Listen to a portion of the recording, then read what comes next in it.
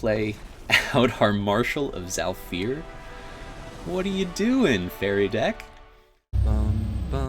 Intro.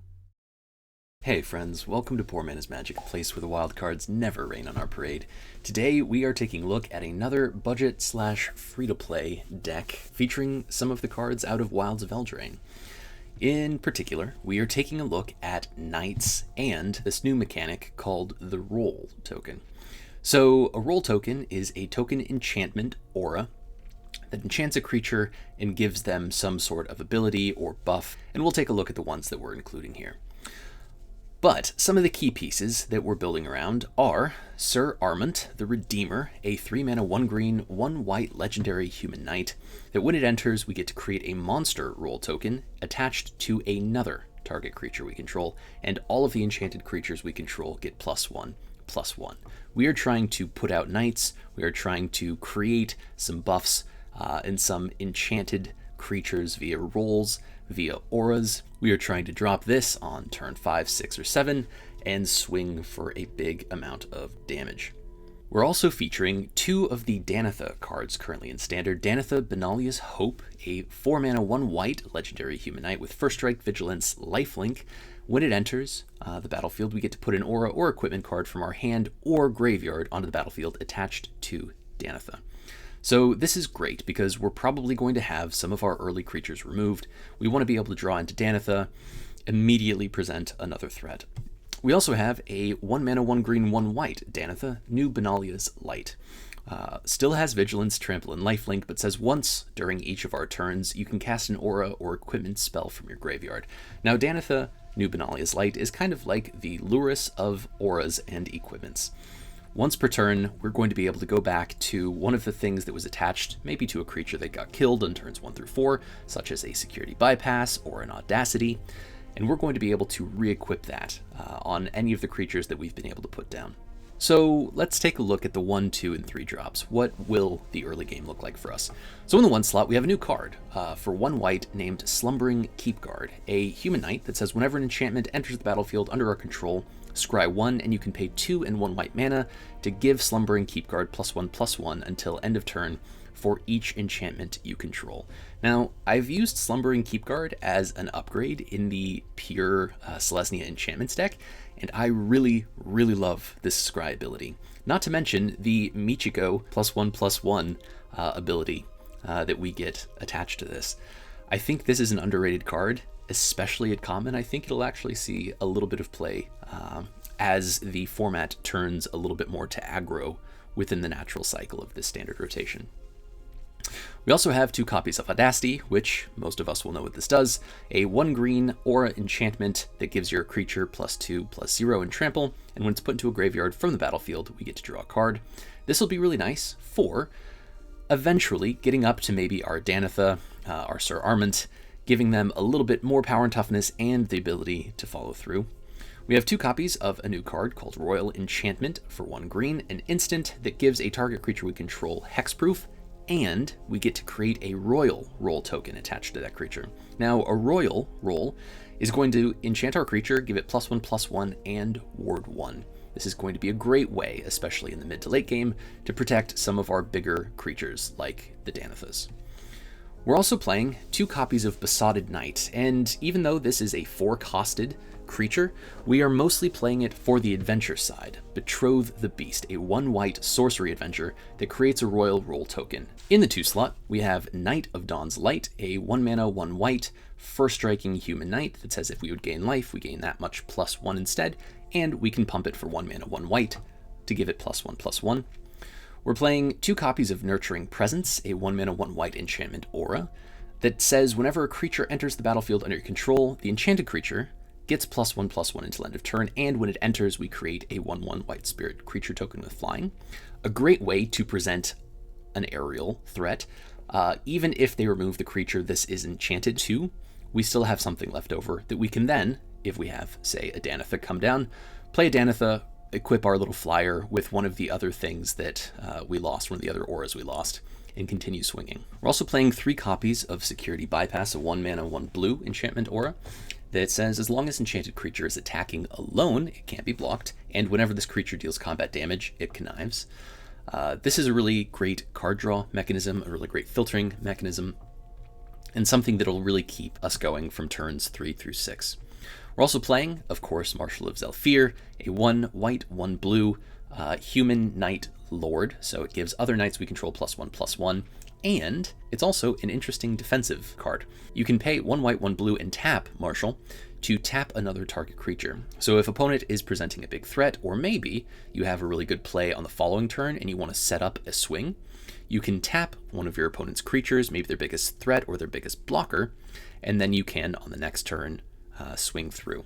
In the 3-drop, we are playing, I think, one of the better knight cards, and if I had more wild cards, I would craft this. And at the end of this video, I'll go through how to upgrade this if you would like to play some more knights. But we have Werefox Bodyguard, a 1 mana and 2 white elf fox knight with flash that essentially functions just like a brutal Cathar, except it also has an activated ability. You can pay 1 mana, 1 white, and sacrifice Werefox Bodyguard to gain some life.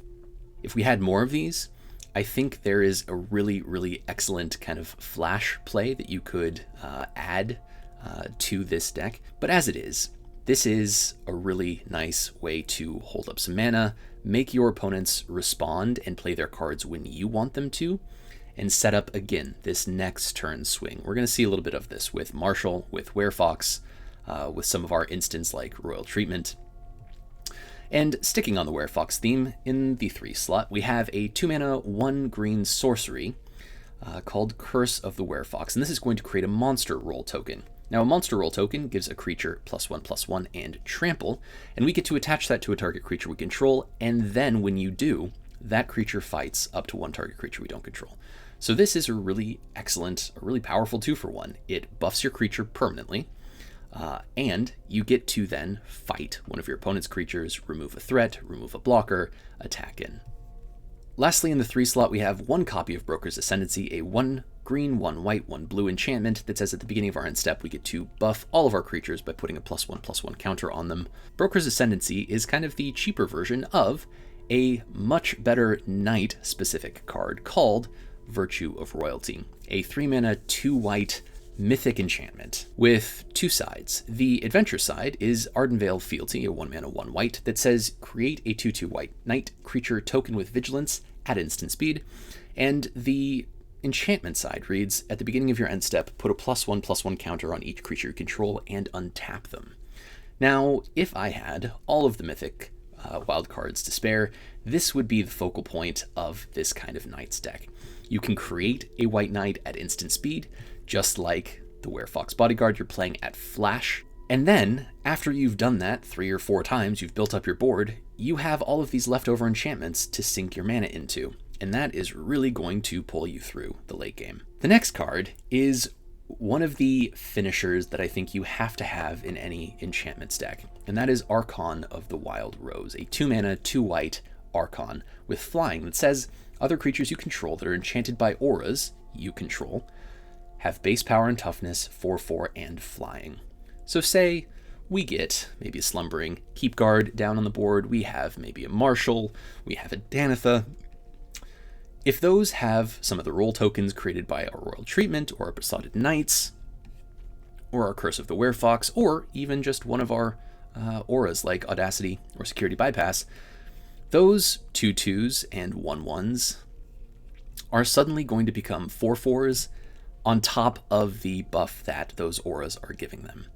This is going to be a great way to surprise your opponents. It hasn't seen a whole lot of play yet in the meta, and I think people are still kind of figuring this out. So between Archon of the Wild Rose and Virtue of Loyalty, I think there is an awesome game to be played with the Knights tribal deck. Lastly, we have Invasion of New Phyrexia. This is 2 copies. I would be playing more if I had more. Invasion of Phyrexia is an X-costed 1 white, 1 blue battle siege that when it enters, you get to create X 2/2 white and blue knight creature tokens with vigilance, and if you are able to flip and transform this battle siege, you get Teferi, Marshal of Zhalfir, a legendary planeswalker that allows you to draw some cards and discard unless you discard a creature card.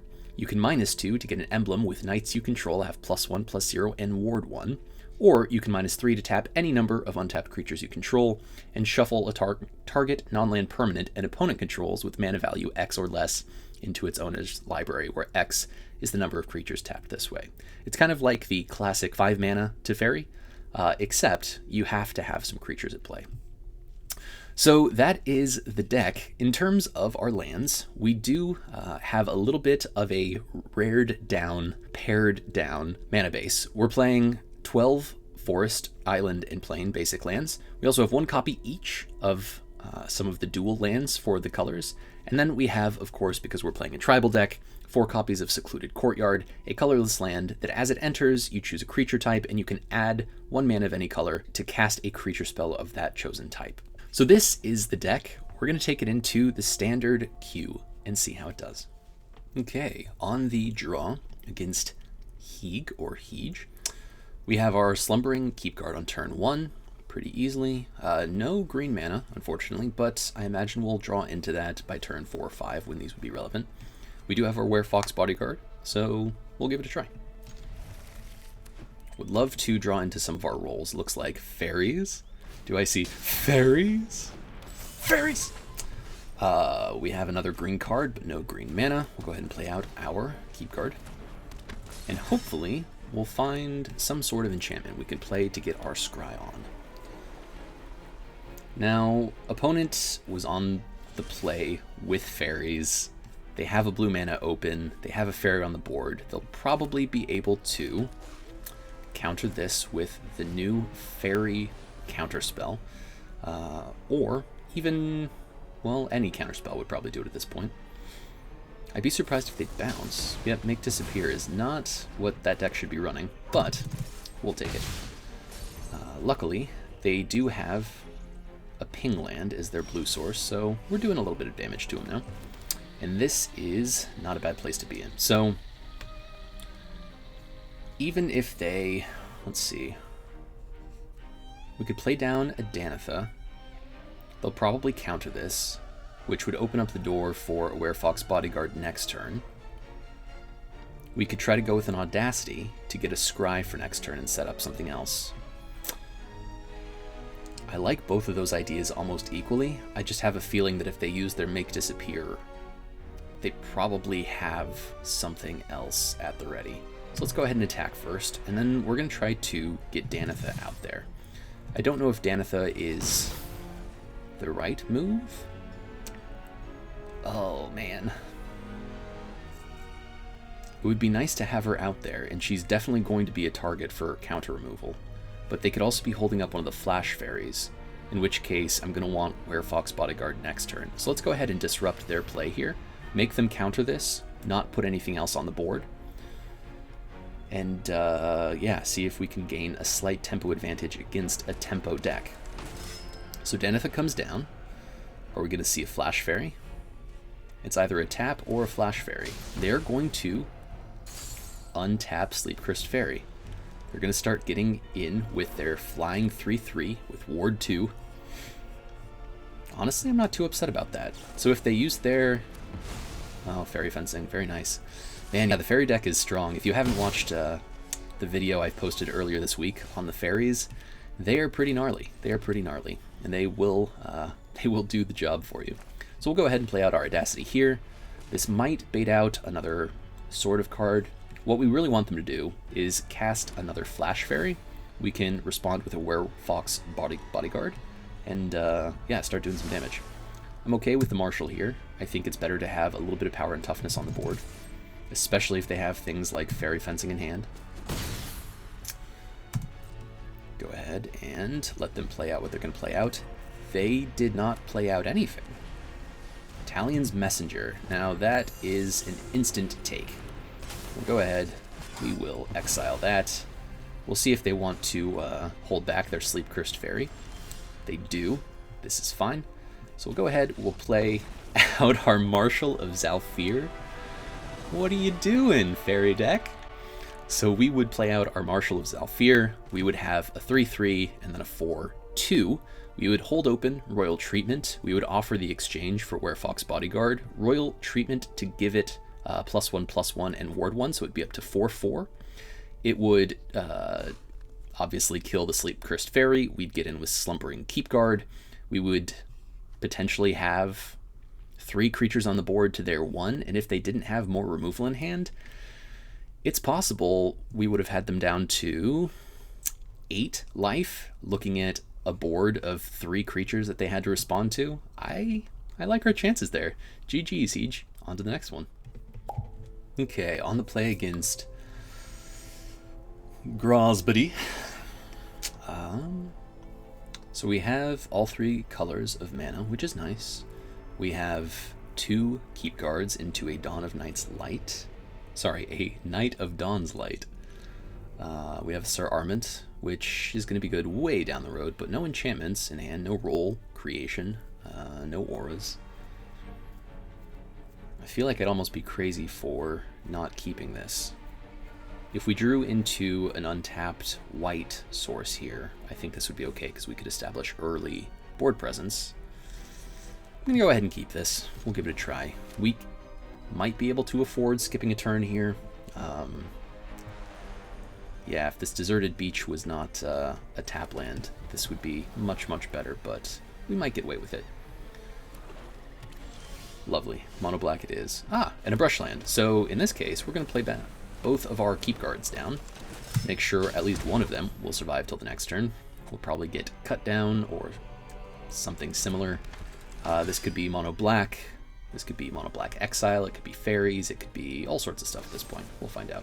Cut down probably hints more actually Golgari or mono black, but we'll see. Yep, Golgari it is. Okay. Looks like it's going to be some sort of ramp. I expect to see some Gruff twins in our future, or Gruff triplets, I suppose. We don't have removal, so we're really gonna have to, yeah, play fast. Play fast, play smart. I like Danitha here. It has higher upside if we draw into an aura.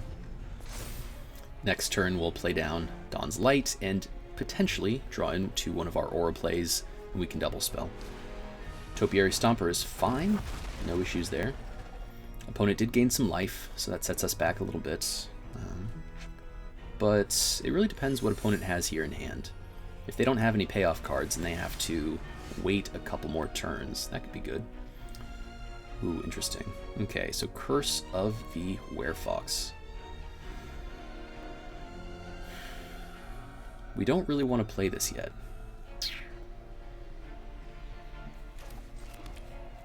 Because if we do, our Danitha is just going to die. Next turn we have Azusa coming down. We could, potentially, play down our Knight of Dawn's Light. And then next turn, if we get a land, we can pump Dawn Light, play Curse of the Werefox to take out the Azusa, and then attack in with a pretty sizable swing, but we'll see how this goes. Another Azusa comes down. Sultai Ramp.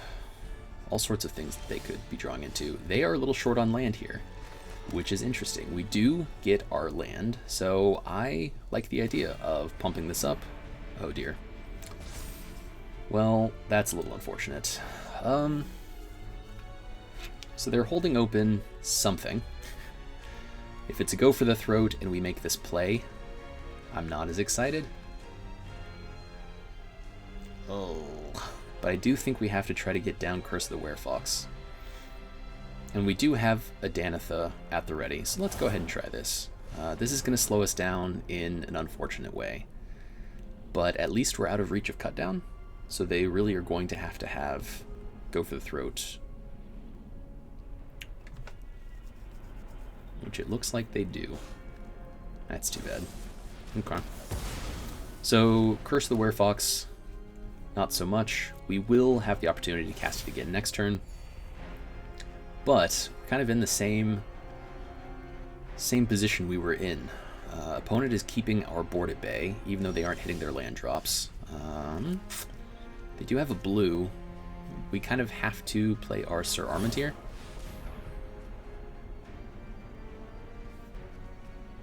Oh, Curse of the Werefox isn't an aura. Oh, that was silly of me. It's a sorcery that creates an aura. So, Sir Armament is down. We will go ahead and put a monster roll on Danitha to pump her up. We'll get our Scry on.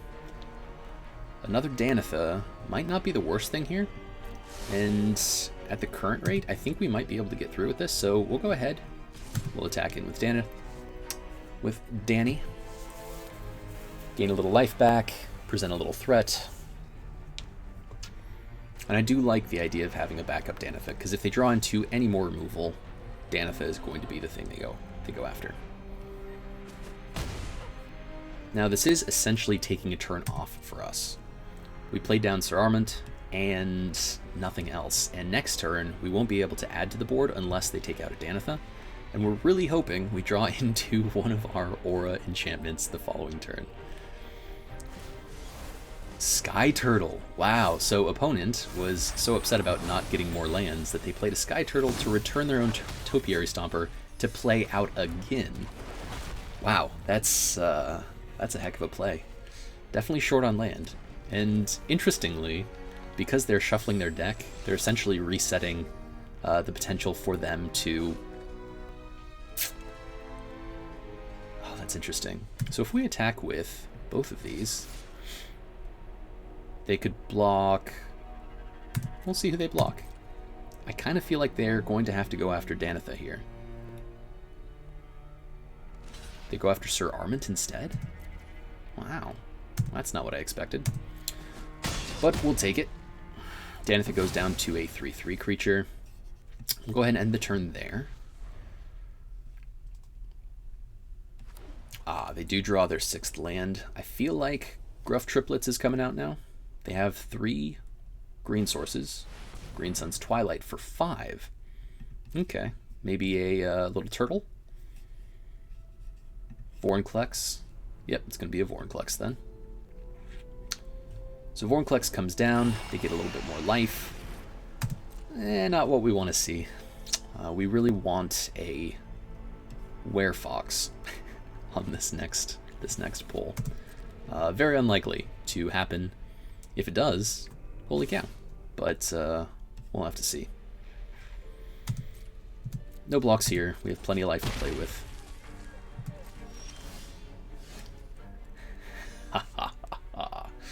Archon is a beautiful pull. We will play out Knight. We will... but Vorinclex has reach. So we can put out Archon, which makes Danitha a 5/5, which isn't even good enough to get through Vorinclex. Actually looks like opponent might be on a domain play. Well, we have to use our mana, so we might as well play out Archon. It's not my favorite thing. We still need to remove a Vorinclex, but they could flip Vorinclex and populate their board with a lot of good stuff here. I wouldn't be surprised if they take that move. But if they whiff on it, that opens up the door for a pretty nasty swing. So we'll see. Vorinclex is really a nice defender for them right now.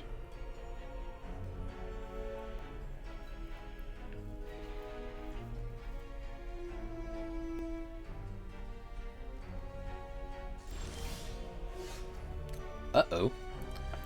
So we can actually equip Danitha here. I think I would prefer equipping Slumbering Keepguard, because if this fizzles, we can cast Security Bypass again, and it's likely they only have maybe 1 removal spell here. Okay, I like this. Definitely don't want that. And here we will only attack with the Keepguard and then pump the Keepguard to give it +2/+2. No blockers. They can destroy it if they want, but we really only have 1 play here, so. Urtai Resurrected. Well, we'll see what happens on that front. Probably going to take out Archon, which is sad, but it's not the end. Okay, so we'll go ahead and pump Keepguard. At least give it +2, so it'll be a 4/4 attacking in. We'll get to... oh, a 3/3. Apologies, a 3/3 attacking in. We'll get to Connive when it connects. We'll probably go ahead and drop this other Danitha at this point. A little surprised they are not dealing with the current Danitha, but maybe it's coming. And I feel like this is an Atraxa deck. This has slowly grown from Golgari ramp to a domain-ish Atraxa deck. Wouldn't be surprised to see that come down sometime soon. Green Sun's Twilight for 8. Yeah, that could... Yep, there it is. Atraxa's going to come down. We could still maybe get through if we have enough werewolfing, because we can really load up our Slumbering Keepguard. Is there any way we can get there by having 1, 2, 3? It won't have a roll attached, so it could have...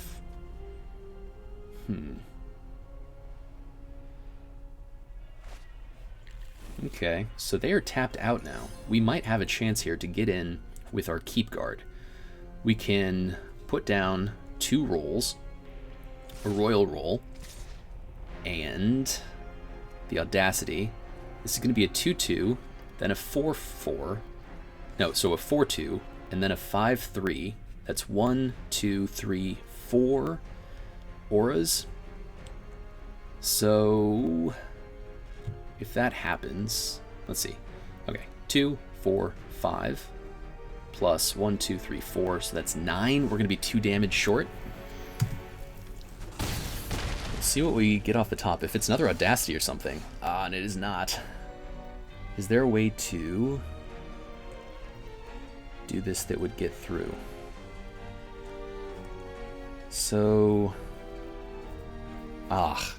if I had played out the bypass on Danitha earlier, I think we would have it here, but let's see. Well, we might as well shoot our shot. So we'll go ahead, we'll play an Audacity out. Opponent is tapped out, so don't need this. We will Royal Treatment. Yep. Scry 1 again. Sir Armament is not too bad. We will go ahead, give it +1/+1, attack in for 9. And unfortunately, that is probably going to be the end of our game. We had a really, really nice run. I think our start was pretty slow. I think it was actually a bad call to keep the second Danitha. We could have been playing out Sir Armament on this turn instead, maybe giving ourselves a bigger board presence. As it is, they can go for the throat, they can Titan of Industry, they can gain a lot of life. This game is unfortunately over, so we'll say GG's, gross body, and move on to the next one. Okay, on the play against Bad Jester, we have our Secluded Courtyard. That's going to open up a lot of plays. However, we can't use Besotted Knight, and we do have 2 5-drops. I'm actually going to go ahead and mulligan this one. Okay, that was a terrible mulligan.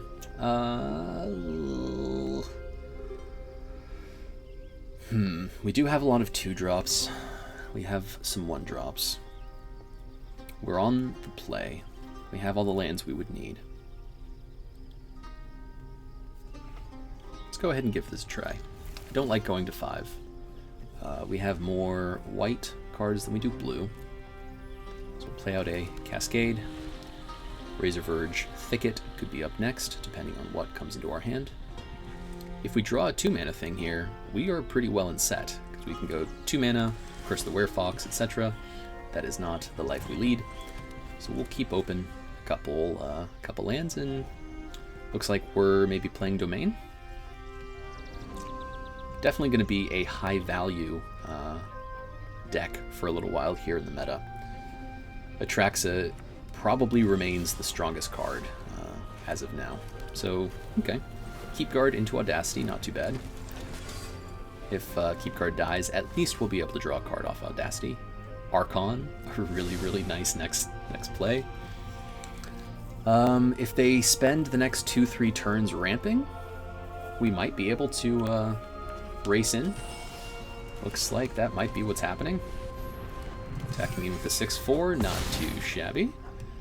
Okay, Archon now, definitely a target for removal. They have their black, they have their red. Whoa, nothing yet. Okay. So we're just going to attack and pump. It's not going to be a big buff, but they have to deal with both of our creatures here. And if they don't, we win. Amazing. Not expecting such a fast win, but we'll take it. Okay, on the play with a much better mana base. Seachrome into Forest into Cascade. Gives us everything we kind of need. However, I guess if we do Dreamroot Cascade first, we can play out our Marshals. Broker's Ascendancy, good. We have an Aura. I like this. We'll go ahead and keep. Make sure to play out Cascade first so that we can play Seachrome second into our Marshal. Against Artifact deck. Poison deck, probably. But that's not too bad for now. And actually, we could even play out a Broker's Ascendancy this turn. Opponent is probably going to be going for a slightly wide strategy. Venerated Rot Priest. Okay, okay, I see you. So they have some protection, they have some toxic up. Yeah. Okay. So I think Broker's Ascendancy here probably could be better. We will hold back our Marshal. They might have a monster roll token to buff this up. So no point to attack. And those instant speed roll token cards are pretty nasty. I didn't actually think about the combo with Rot Priest, but Rot Priest just keeps taking advantage of all of those afterthought commons and uncommons. Jawbone Duelist, very scary. Really don't like that alongside Skrelv, but not much we can do here. So we'll play out our Marshal. We'll buff up our Marshal. We'll security bypass our Marshal. And, oh, actually, this could be a really awesome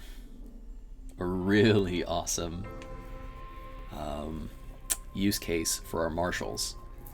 So Skrelv can get the Jawbone Duelist, 2 toxic, unblockable, and double strike. So we could be looking at a 3-turn clock right now, depending on what happens. I think we want to get rid of some of these lands in our hand, though, with the Connive attached to Security Bypass.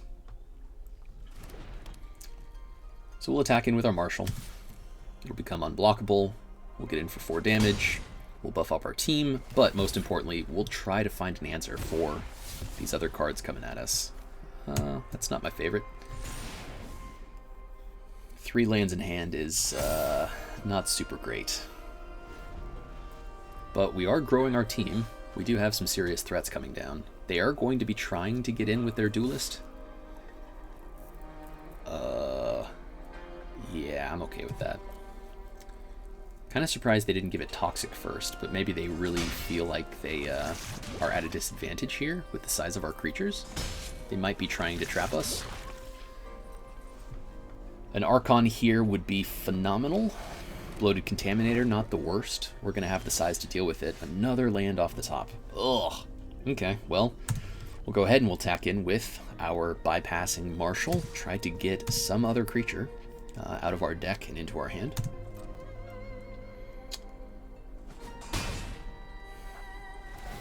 Come on, playable. Heart of the cards. Hey, that is not bad at all.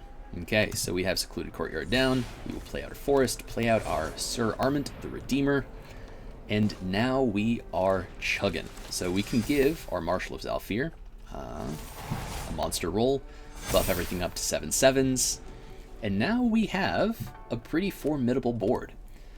Not only can we get in unblockable on the Marshal of Zhalfir. Okay, sure. Bring it on, Contaminator. So we do have to be a little bit careful here. We're going to be at 4 poison. I assume they're holding up some sort of indestructible. They play down a second Skrelv? I don't really... Maybe that was a mistake. Maybe they don't have anything for this.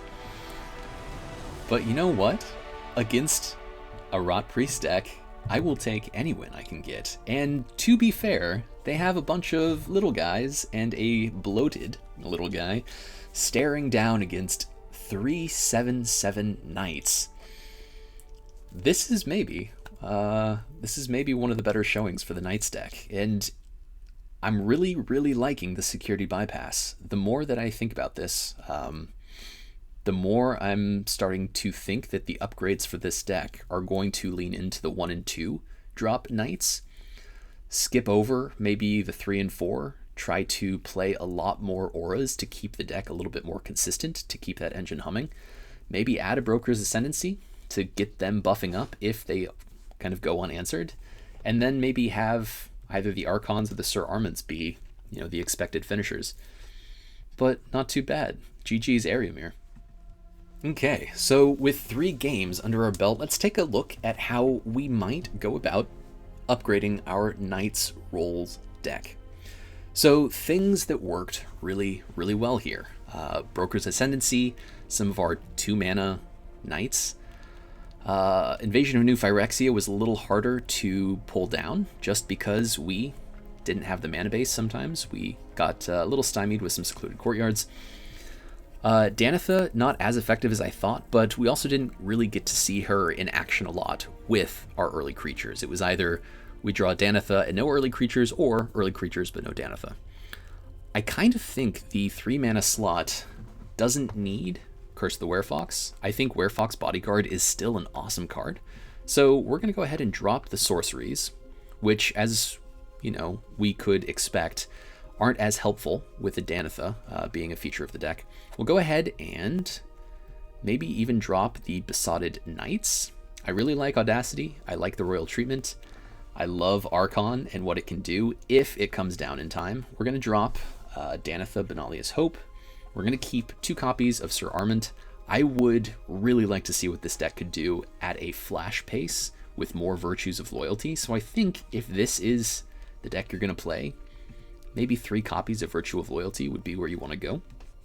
I think Invasion is probably going to be your 4-mana play. We can add 1 copy of that. Broker's Ascendancy, I think, is phenomenal. I do think that if we have more Virtues of Loyalty in play, that Broker's Ascendancy becomes less helpful. It's not as much... it's kind of just taking up a little too much space, and we're going to want to save that space for some of our other playables. So I think adding 1 or 2 Werefoxes, maybe taking out a Danitha at this point, adding in a full play set of security bypasses, full play set of marshals, maybe taking away something else. I really want more 1 and 2 drops. So let's see actually what's available in terms of Knights. So we have some farmhands, which could be helpful if we're trying to smooth out our land draws, but I don't think it's as good for now. I think Sworn Cavalier could be kind of a nice common level addition. I think that first strike could be good so long as you have plenty of knights in hand. Adeline, if it was making more knights, I think would be awesome, but that's an interesting call.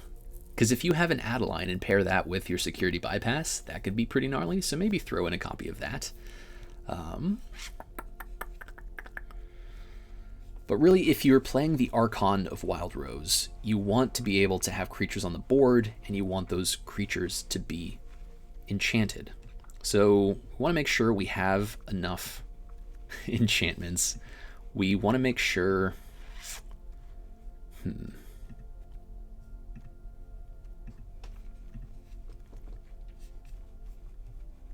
So maybe go down to 2 copies of Bodyguard, 1 Adeline, 7, 8, 9, 10, 11 different roll and aura cards that you could play out. I like that. So that pretty much guarantees you're going to have 1 or 2 by the time you draw into an Archon, which I like. Slumbering Keepguard at 4 mana at 4 copies is a must. I would really love to see some other 1 mana, but I don't know if that exists. We could always see what we have in terms of changelings. And if you wanted to splash red here and maybe take away either the green, you could go for Heartflame Duelist. This would be a cool card. Some built-in removal on the adventure side. If you were playing any black, Dread Knight could be good. But it looks like...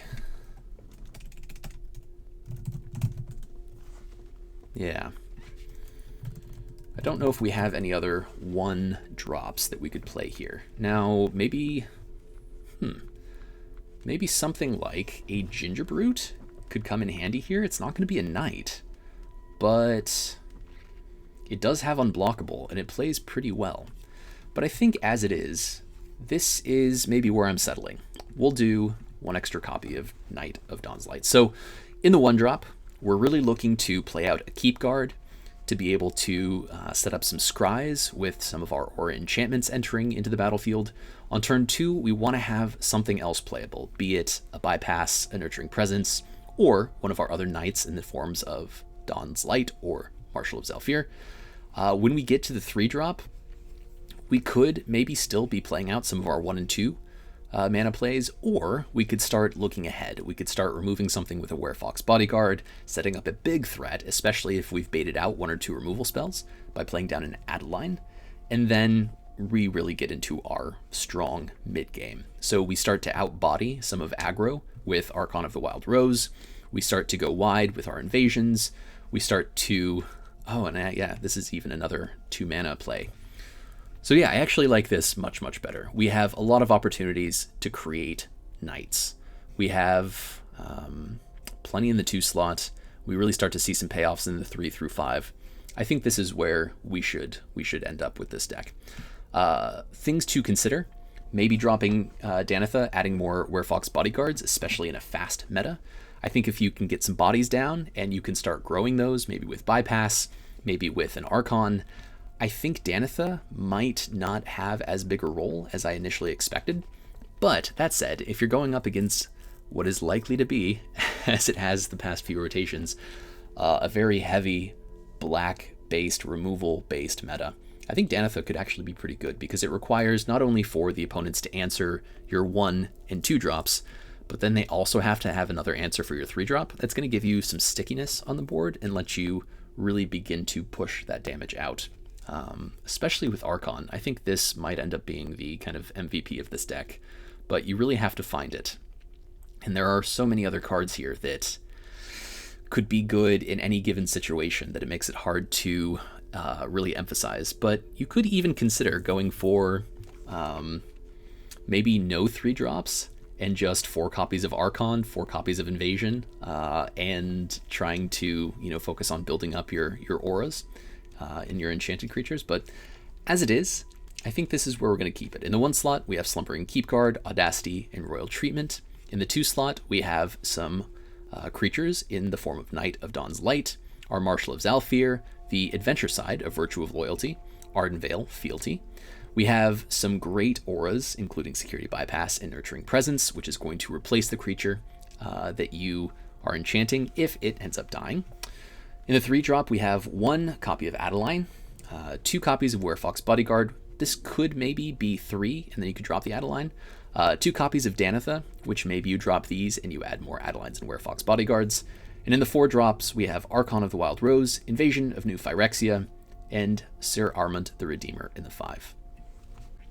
So with that, we're going to call it a day for our Knights, Auras, Rolls deck. I hope you enjoyed the gameplay as much as I enjoyed playing it. So please make sure to like, share, subscribe, and comment, as it really does help my small channel grow. And I will see you in the next one.